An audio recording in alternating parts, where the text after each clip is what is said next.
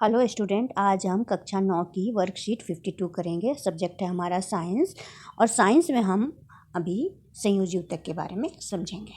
तो आइए शुरू करते हैं।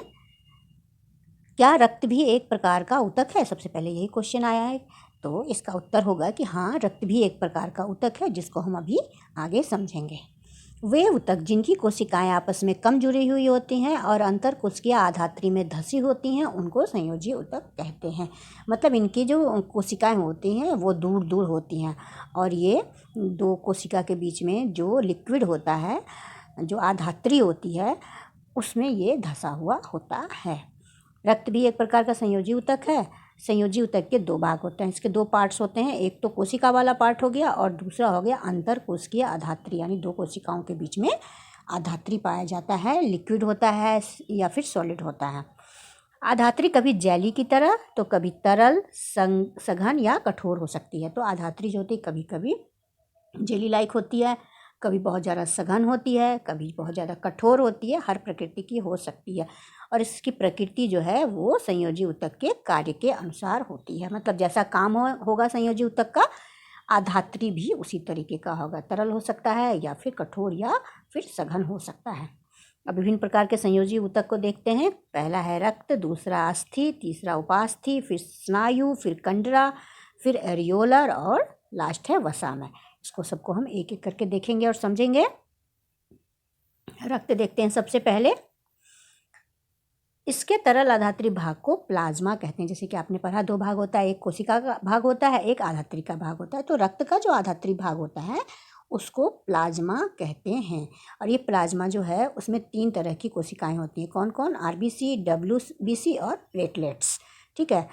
रेड ब्लड कार्पसल्स यानी कि लाल रक्त कण, वाइट ब्लड कार्पसल्स यानी कि सफ़ेद रक्त कण, और प्लेटलेट्स।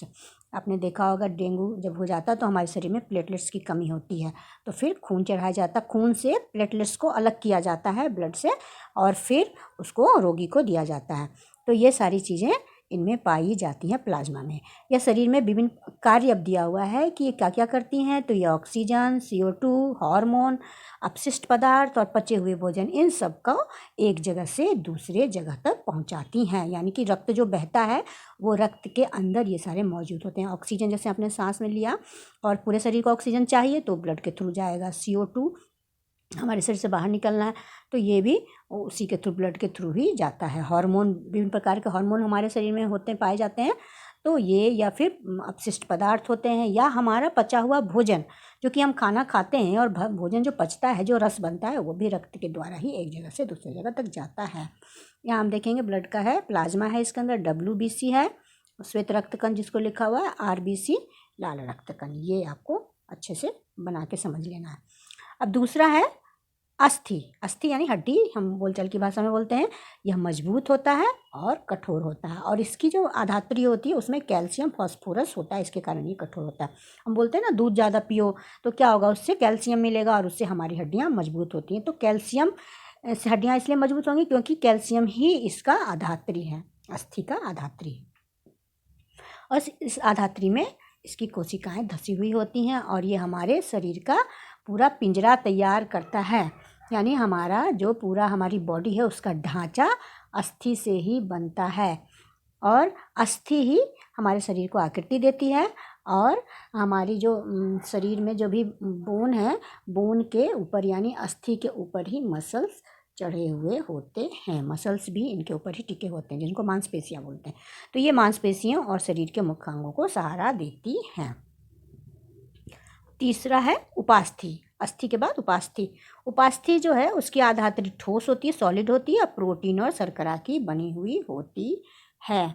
यानी कि इसके जो कॉन्स्टिट्यूएंट हैं वो क्या है? प्रोटीन और शर्करा।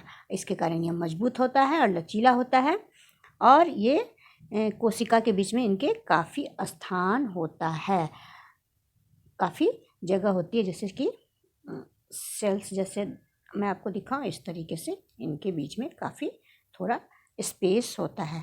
और नाक, कान, कंठ, श्वास नली, इन सब में मौजूद होते हैं, और ये अस्थि के जोड़ों को चिकना बनाता है। और यांत्रिक, नाक की हड्डी देखो, आप थोड़े बहुत हिला सकते हो, अस्थि को नहीं हिला सकते, लेकिन उपास्थि को हिला सकते हैं। क्यों? क्योंकि यहाँ वो जो होती है नाक, कान, कंठ और श्वास नली वो उपास्थि की बनी होती है, अस्थि की नहीं बनी होती। अस्थि की बनी होती तो बहुत ही कठोर होती। अब कान को आप मोड़ सकते हो ना, नाक को भी मोड़ लेते हो, तो इसलिए मोड़ लेते हैं क्योंकि ये उपास्थि से बनी हुई होती है। चित्र देखें यहाँ पे, ये अस्थि और ये अस्थि, दोनों के बीच में ये जो आपको नीले रंग का दिख रहा है ये है उपास्थि, यानी दोनों को जोड़ने का काम करता है। अगला है स्नायु एवं कंडरा। ये रेशेदार ऊतक होते हैं और इसमें आधात्री बहुत ही कम होता है। यह बहुत लचीला और मजबूत होता है और दो अस्थियों को आपस में जोड़ता है। यहाँ देखिए कोहनी जो आपकी है उसका चित्र है, यहाँ भी अस्थि है और नीचे भी अस्थि है। दोनों, कोहनी इसलिए तो मुड़ती है क्योंकि ये बहुत लिखा है ना, बहुत लचीला होता है, इसलिए हम मोड़ पाते हैं। और दो हड्डियाँ, एक ऊपर की हड्डी और एक नीचे की हड्डी, दोनों हड्डियों को इसने स्नायु ने जोड़ रखा है यहाँ पे। कंडरा मजबूत और कम लचीला होता है और यह मांसपेशियों को अस्थियों से जोड़ता है। हमने पहले बताया कि अस्थियां जो हैं वो मांसपेशियां जो हैं वो अस्थियों पर टिकी हुई होती हैं, तो मांसपेशियों को अस्थियों से जोड़ने का काम कंडरा करता है। अब इसके आगे है एरियोलर ऊतक। यह अंगों के बीच के खाली भाग को भरता है। जैसे कोई भी ऑर्गन है, बीच में जो खाली भाग है तो इसमें ये एरियोलर ऊतक पाया जाता है। और ये ब्लड वेसल्स यानी कि आपकी रक्त नलिका के चारों ओर अस्थि मज्जा, त्वचा और मांसपेशियों के बीच में पाई जाती है। जो आपकी स्किन है और मांसपेशी है, इनके बीच में जो भी खाली जगह है उसमें एरियोलर ऊतक भरा हुआ होता है। अब लास्ट देखते हैं, लास्ट है वसामय ऊतक। नाम से वसामय यानी वसा ही होगा इसमें। यह शरीर में वसा का संग्रह करता है। इसकी कोशिकाएं वसा की गोलियों से इस तरीके से, है ना, एरियोलर ऊतक जो है वसामय ऊतक जो है इस तरह से ये बना होता है और ये कोशिका में भरा हुआ होता है। वसा की गोलियां जो लिखी हुई है इसका मतलब यही हुआ। ये त्वचा के नीचे, हमारी स्किन के नीचे होती है। आपने खासकर देखा होगा जो थोड़े से जिनमें इनके शरीर में फैट होता है, उनके हाथ वगैरह या कोई भी ऑर्गन देखो बड़े गद्देदार से लगते हैं, तो वहाँ पर ये वसामय ऊतक पाया जाता है। और हमारे इंटरनल ऑर्गन जो होते हैं उनको भी सुरक्षा की ज़रूरत होती है, तो उसके ऊपर भी वसामय ऊतक मौजूद होता है। और ये उष्मीय कुचालक का काम भी करते हैं, यानी कि उष्मा को, बाहर की उष्मा को अंदर नहीं जाने देते और अंदर की उष्मा को बाहर नहीं आने देते, यही होता है उष्मीय कुचालक, तो इसका काम करते हैं। अब प्रश्न उत्तर देखते हैं। संयोजी ऊतक क्या होते हैं, उदाहरण सहित समझाएं। तो सबसे पहले हम संयोजी ऊतक पर चलते हैं। यहाँ देखिए, वे ऊतक जिनकी कोशिकाएं, यहाँ से शुरू करेंगे लिखना, और संयोजी ऊतक कहलाते हैं। ये लिख देंगे क्या कहते हैं, ये इसका जवाब हो गया। उदाहरण देना है तो रक्त का उदाहरण देगा, रक्त भी एक प्रकार का संयोजी ऊतक है, ये इसको उदाहरण से समझा दीजिए। ये आपका हो गया प्रश्न 1 का उत्तर। इसमें आप ये भी लिख सकते हैं, संयोजी ऊतक के 2 भाग होते हैं, कोशिका और अंतरकोशिका आधात्री। आप अगर यहाँ तक लिख दें तो ये ज़्यादा नंबर का हो जाएगा और सही आपका आंसर हो जाएगा। दूसरा क्वेश्चन है, स्नायु एवं कंडरा के क्या कार्य हैं। यहीं पे आपका स्नायु और कंडरा है, क्वेश्चन नंबर 2।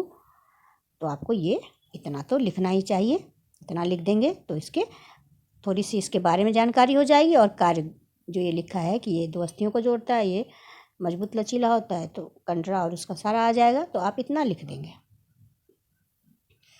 क्वेश्चन नंबर 3 है, एरियोलर ऊतक और उपास्थि कहाँ पाया जाता है। कहाँ पाया जाता है यही है, तो आप लिख देंगे एरियोलर ऊतक का, ये देखिए त्वचा और मांसपेशियों के बीच में, रक्त नलिका के चारों ओर, अस्थि मज्जा में ये पाया जाता है, ये एरियोलर का हो गया। और उपास्थि कहाँ पाया जाता है, तो यह नाक, कान, कंठ और श्वास नली में उपस्थित होता है। तो दोनों का ही कहाँ पाया जाता है यहाँ से देखकर आप लिख देंगे। आपका तीसरा क्वेश्चन हो गया। अब क्वेश्चन नंबर 4 है, एक तरल आधात्री वाले संयोजी ऊतक का नाम और उसके कार्य लिखिए। तो तरल आधात्री वाले संयोजी ऊतक आप बताइए, आपने पूरा पढ़ लिया, ब्लड होगा। हाँ ठीक है, ब्लड होगा, तो इसके बारे में आपको लिखना है, रक्त के बारे में पूरा ही लिखिए और उसका कार्य भी इसी में दिया हुआ है, सारा कुछ इसी में दिया हुआ है। तो ये आपका क्वेश्चन नंबर 4 का पूरा आंसर हो जाएगा। तो इस तरीके से आपकी ये वर्कशीट फिनिश हुई और आप इसको पॉज करके अच्छी तरह से, छोटे छोटे आंसर हैं, आप लिख लेंगे। और अगर आपको ये वीडियो अच्छी लगी तो अपने दोस्तों को अवश्य शेयर करें। Thank you.